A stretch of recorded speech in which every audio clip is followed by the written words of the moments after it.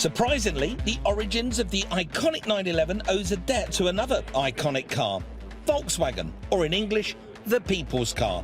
The best-selling car of all time, the car that would become the Beetle. Hitler wanted it, and Ferdinand Porsche, he delivered. If you look at the Beetle and you look at the 911, you can see that they're from the same family of cars and from the same family of designers. Ferdinand Porsche's son, Ferdinand, created the first ever sports car under the Porsche family brand, the 356. Then, in 1963, Ferdinand Porsche's son's son, Ferdinand, made the first ever 911. It still had the Beetle's air-cooled, rear-engine, rear-wheel drive setup, but it was originally called the 901.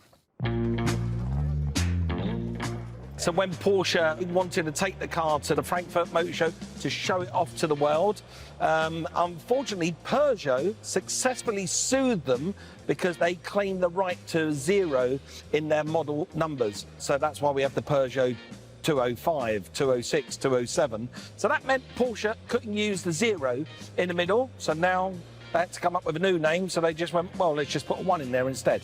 So it's the Porsche 911. And it's quite good, because I don't think it'll work as the Porsche 901. There was about 90 Porsche 901s made. Now, these cars were never destined for sale, but some of them leapt over the gates in Stuttgart and made themselves into the public domain. And now, when they appear at auction, these are the cars that people really desire and want to go for, and they make fortunes of money. I doubt I'd spend £1 million the last 901 went for, though.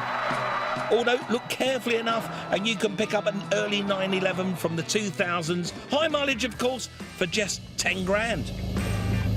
The very first 911s were built in their factory in Stuttgart, and they've been built there ever since.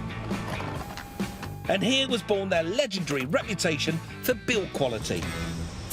My Porsche obsession led me to even go to the factory in Stuttgart on a tour, and I got to talk to some of the guys there, the mechanics and the engineers and the people there. And I said, is it true that, you know, you don't buy these things until they've done 100,000 kilometres, miles, whatever? And they said, yeah, they're not even worn in till then, they're not properly broken in. I've done 80,000 miles in one of my 911s, and it gets better the more you drive it. What a thing. How brilliant's that? As it gets older and more use, it gets better. How many things do that? In 2017, after 54 years of manufacturing excellence, the millionth 911 rolled off the production line in Stuttgart. Over those 5 decades, they've become a true status symbol. If you're old enough to remember back to the 80s, you remember city boys, stockbrokers, red braces, stripy shirts, big telephone, Financial Times and a Guards red 911. Now, growing up as a kid, I didn't want to be a stockbroker, but I did want a red 911. So now, today, fast forward, I'm lucky enough to own a Guards red 911 because as a kid, on my bedroom wall, that's the poster that I had. That's what I aspired to own. And didn't everyone in the 1980s?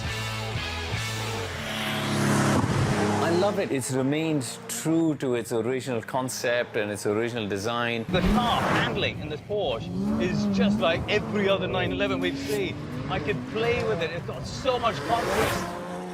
Just the real emphasis on handling, I think, is just such an important part of the core values of the 911. I can muller these curves way better than he can, I reckon. They sold over 1 million of the 911s across a 54-year period. It's extraordinary because, you know, this isn't your average 10, 15 grand car that Joe Bloggs is going to buy. You know, this is an expensive car. But every party has its party pooper, and in this case, it's Helen Stanley. I just think it's a little bit of an obvious choice. They're everywhere. I'm a little bit fed up of seeing them. I'm fed up of talking about them. There are far more interesting cars, personally, that I would like to drive. Helen, come over to the good side. Look at it, come on. We'll go for a spin. And I think a lot of people, not everybody, but a lot of people who drive 911s look like they're in the midst of a midlife crisis, which are probably most of the people on this panel. I've had this car for a long time. I'm not going through a midlife crisis. I look forward to it when I am, because then I'm going to get 2 911s. But you simply can't argue with its motorsport pedigree. The 911 is a beautiful car, but to be a true icon, it's not about how good you look, it's how fast you go and how many races you win. And in the case of the 911, it won everything. It's competed and won in over 30,000 motorsport events. That tells you a lot in itself. It's won the Paris-Dakar Rally, for goodness sake. You're never far away from a Rothmans Porsche. It's won the Monte Carlo Rally, it's won Le Mans. In fact, there aren't that many races it hasn't competed in and won. There's a phrase in motorsport, trickle down, that so many of the innovations that the 911 used on track went into the road cars. It made them so good to drive, and it's that classic cliche, win on Sunday, sell on Monday. And it's for that reason everybody will continue forever to buy the Porsche 911. The long-running, race-winning, constantly evolving 911. There couldn't be a list of the world's greatest sports cars without it. But is it the world's best? 1, 2, 3, 4, 5. That is the greatest British car ever made. Probably. The only thing going for it is I don't own one and I can't see one right now.